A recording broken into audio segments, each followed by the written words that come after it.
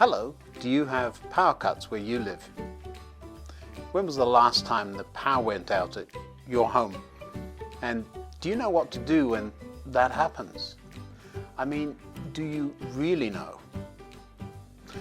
My name is Ian Currey and this is Thinking Out Loud. Come on, let me tell you what I think.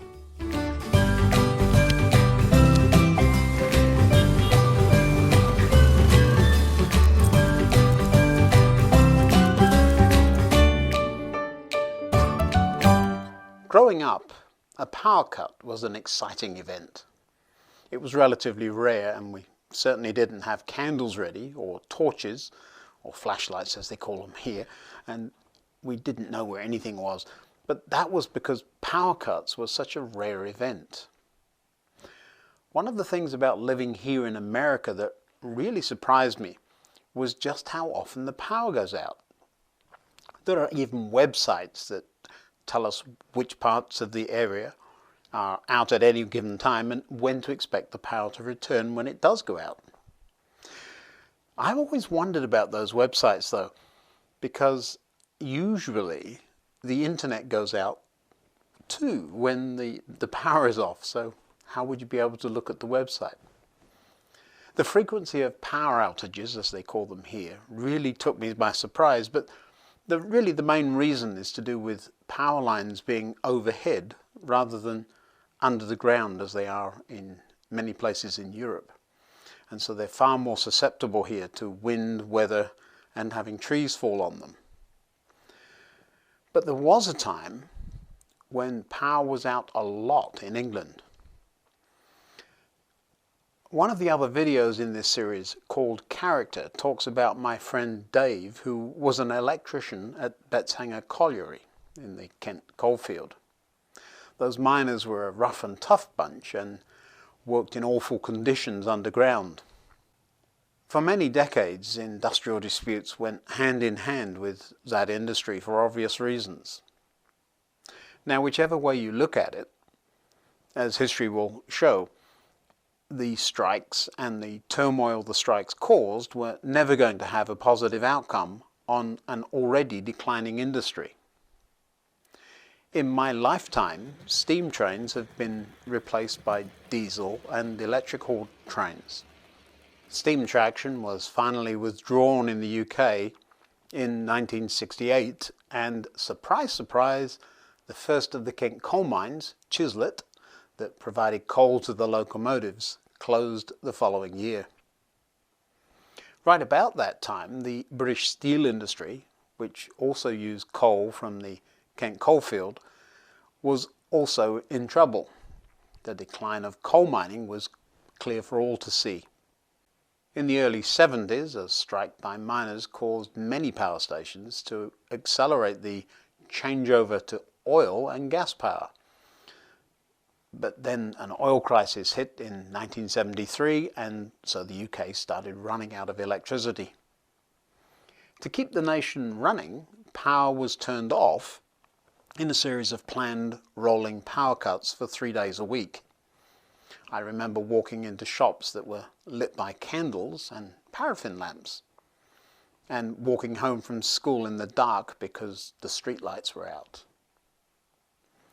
Candles even became scarce, and I believe butcher shops were selling an alternative made from animal fat and string, but that really doesn't sound safe to me at all. In 1984, another infamous miners' strike seemed to seal the fate of the mines. I won't get into the politics of the strikes, but I will say I found it a little interesting and perhaps questionable to stop working to prevent a mine from closing. The last of the Kent coal mines, this one, well, sort of this one, finally closed in 1989.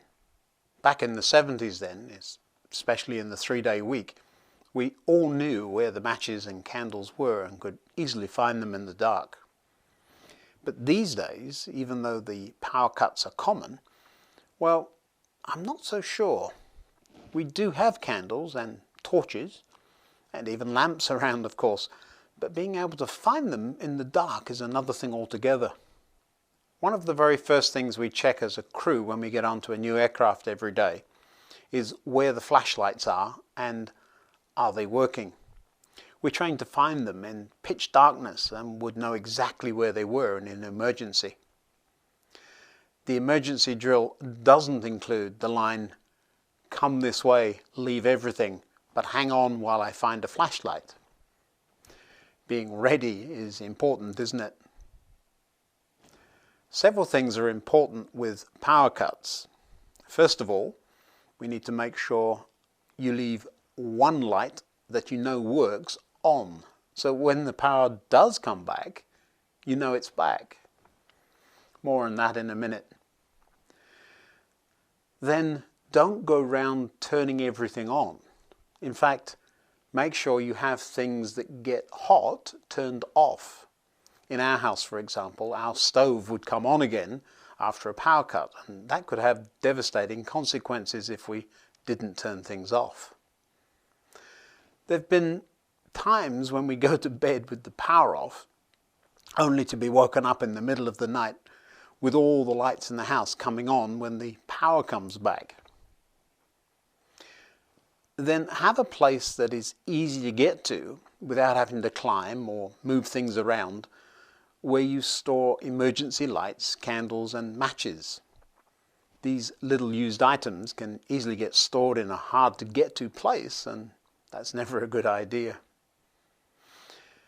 Have a working flashlight that you keep in the same place always. We have several and we know where they are. I've learned to have a tiny one in my pocket at work, and it has saved the day several times. And then have a thought out routine. If the power goes out, have a plan before it goes out. Now, I'm sure you can think of other things we did, like not opening the freezer more than absolutely necessary to prevent the contents of the freezer spoiling. Having a heat source that is available that doesn't rely on electricity. And if you are using one of those portable generators, put it far away from the house so you don't die from the fumes it makes. Can you think of other things to add to this list? I'm sure you can.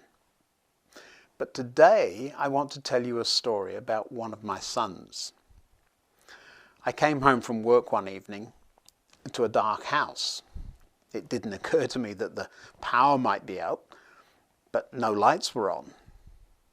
I had both hands full, of course, so I couldn't turn a light on, but I knew where I was going, so I walked into the living room and put my things down to find my son curled up in a chair, holding a flashlight, reading a book. "Hi, Dad, the power's out again." "Oh," I said, but I'd noticed there was a small light glowing upstairs. And so, knowing it really wasn't out at all, I said, "Well, how long's it been out?" And he says, "Oh, about an hour." Then I asked, "Well, when's it coming back on?" "Dad, how am I supposed to know that?" Now, I could have said, "Well, did you try it lately?"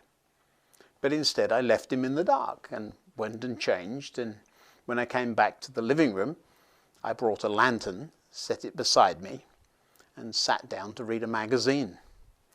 But not before I turned on a good radio station. I wondered if my son would realize that the music wouldn't be playing if the power were out. But he didn't.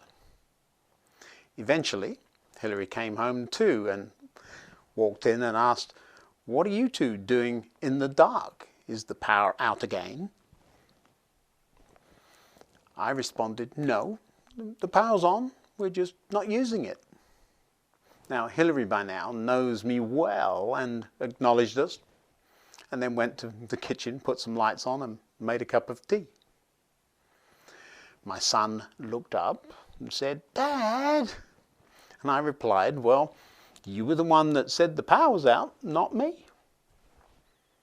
Now, all the time we'd been sitting in the dark, several things were clear. First, I knew, and in fact was making use of the available power by listening to a favorite radio station. I knew it was on. I was happily relaxing with a cozy oil lamp. My son, on the other hand, was unaware of the power and didn't know it was available to him. True, he'd known where to find a flashlight, and presumably at some point the power had been out, but it had been available all the time I'd been home. Before very long, the cozy moment dissolved, lights were switched on, and video games resumed. But there's a lesson to learn here, isn't there? Take a look with me at Matthew chapter 7. Here Jesus is talking about prayer, and he says, "Keep on asking and you will receive what you ask for. Keep on seeking and you will find. Keep on knocking and the door will be open to you. For everyone who asks receives, everyone who seeks finds, and to everyone who knocks the door will be opened." There are a couple of things to learn here, aren't there? First, don't give up. Don't just curl up in a ball with a flashlight. Keep on asking, the verse says. Try the lights once in a while. The second thing is another way of saying the same thing. Sometimes there's all sorts of power available and we simply aren't making use of it. We don't have it because we haven't asked for it. For everyone who asks receives. Now I know this is perhaps an oversimplification of how prayer works, and perhaps that would be a topic for another whole video. But if you don't try it, perhaps you'll be in the dark longer than you need to be too. When was the last time you had a power cut where you live? Have you ever been woken up by the power coming back on, or sat in the dark when it came on? Let me know in the comments below. I'm sure there's a few stories there. But until next time, goodbye.